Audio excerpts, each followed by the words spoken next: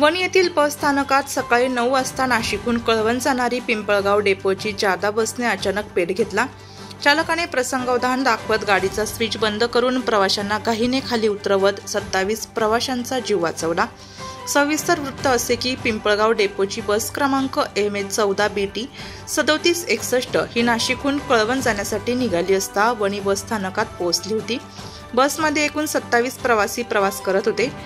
वणी बस स्थानकातील फलाटावर बस प्रवाशांसाठी थांबली असताना लगेचच बसच्या बोनेटमधून मोठ्या प्रमाणात धूर येऊ लागला।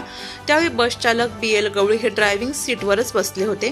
त्यांच्या लक्षात येताच त्यांनी गाडीला विद्युत पुरवठा करणारा स्विच बंद केला। त्याचवेळी वाहक ज्योती नाडे यांनी प्रसंग लक्षात घेत प्रवाशांना खाली उतरण्यास सांगून गाडी पटकन खाली केल्याने जीवितहानी टळली।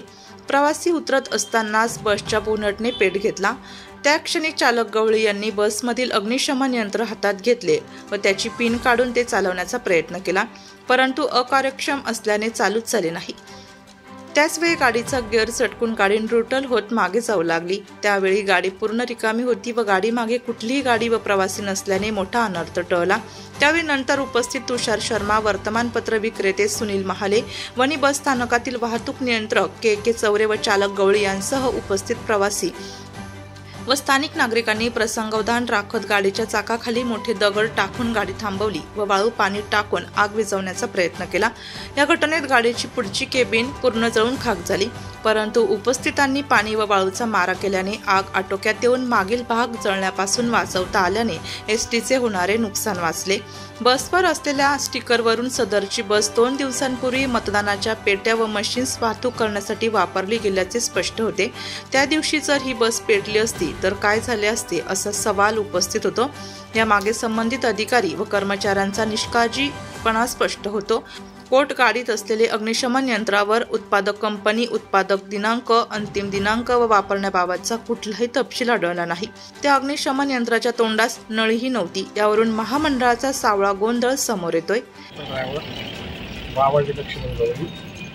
गाडी नाशिक टू कळवण अशी चाललेली असताना वणी स्टँडला असताना एकदम खालून इंजिनपासून खालून पेट घेतला, वरती धूर निघण्यास सुरुवात झाली।